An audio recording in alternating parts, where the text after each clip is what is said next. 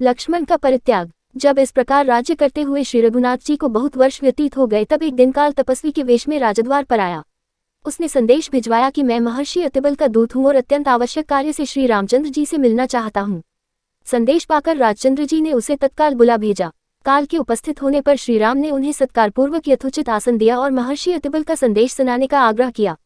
यह सुनकर मुनिवेशधारी काल ने कहा, यह बात अत्यंत गोपनीय है। यहाँ हम दोनों के अतिरिक्त कोई तीसरा व्यक्ति नहीं रहना चाहिए। मैं आपको इसी शर्त पर उनका संदेश दे सकता हूँ कि यदि बातचीत के समय कोई व्यक्ति आ जाए तो आप उसका वध कर देंगे। श्रीराम ने काल की बात मानकर लक्ष्मण से कहा, तुम इस समय द्वारपाल को विदा कर दो और स्वयं ड्योढ़ी पर जाकर खड़े हो जाओ। ध्यान रहे, इन मुनि के जाने तक कोई यहाँ आने न पाए। जो भी आएगा मेरे द्वारा मारा जाएगा। जब लक्ष्मण वहां से चले गए तो उन्होंने काल से महर्षि का संदेश सुनाने के लिए कहा। उनकी बात सुनकर काल बोला, मैं आपकी माया द्वारा उत्पन्न आपका पुत्र काल हूँ। ब्रह्मा जी ने कहलाया है कि आपने लोगों की रक्षा करने के लिए जो प्रतिज्ञा की थी वह पूरी हो गई। अब आपके स्वर्ग लौटने का समय हो गया है। वैसे आप अब भी यहाँ रहना चाहें तो आपकी इच्छा है। यह सुनकर श्रीराम ने कहा, जब मेरा कार्य पूरा हो गया तो फिर मैं यहाँ रहकर क्या करूँगा।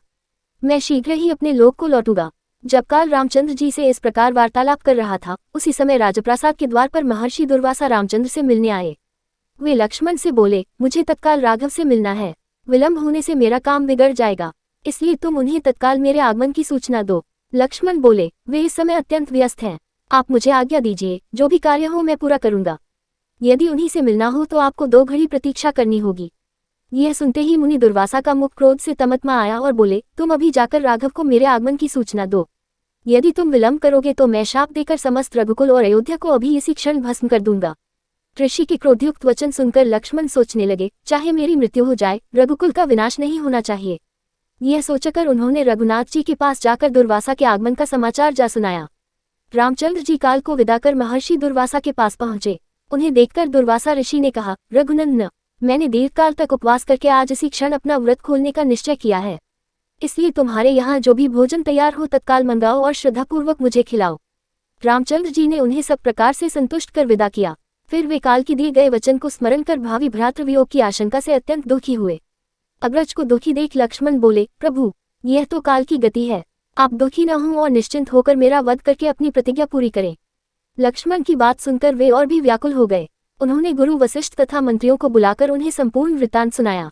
यह सुनकर वशिष्ठ जी बोले, राघव, आप सबको शीघ्र ही यह संसार त्याग कर अपने अपने लोकों को जाना है। इसका प्रारंभ सीता के प्रस्थान से हो चुका है, इसलिए आप लक्ष्मण का परित्याग करके अपनी प्रतिज्ञा पूरी करें। प्रतिज्ञा नष्ट होने से धर्म का लोप हो जाता है। साधु पुरुषों का त्याग करना उनके वध करने के समान ही होता है। गुरु वशिष्ठ की सम्मति मानकर श्री राम ने दुखी मन से लक्ष्मण का परित्याग कर दिया। वहां से चलकर लक्ष्मण सरयू के तट पर आए। जल का आचमन कर हाथ जोड़ प्राणवायु को रोक उन्होंने अपने प्राण विसर्जन कर दिए।